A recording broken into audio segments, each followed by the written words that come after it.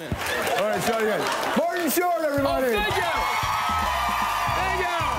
Thank you so much. You got a very seductive voice, Golden Greek. No wonder you are the godsend to all these women. Hey, babe.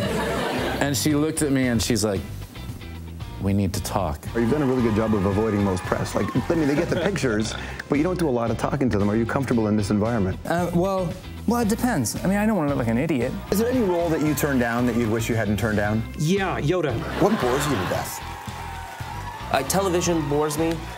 Sorry, I know it's weird. I don't trust anybody that's never been arrested once. Mm-hmm. If we don't speak on the issues of our time, then we've wasted an opportunity. That's what I love about those high school girls, man. I get older, but they say the same age. Who is that dude, man? Did you ever have a moment where you just didn't want to be with your sister anymore? How did you know that? I've obviously said that at some point. Maybe you're just an incredible researcher. You're like the Woodward and Bernstein of Canadian television. My mom came in and was like, "Oh, you got to go record." And my dad came in. He looked at it. He walked out. And I said, "What was that?" She says, "Your dad's crying."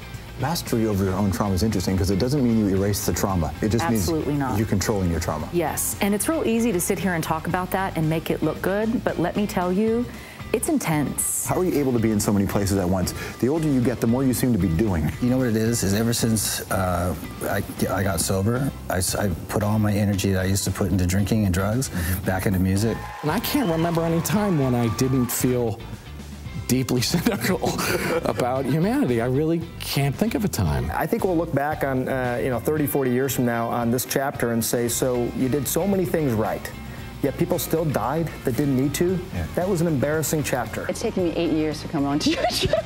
Oh, I know. Oh, I know. Have you ever stolen a car? Why do you know that? Is that on the internet? Is it your mom that co-signed a loan for you that said you better get a big movie, Jim?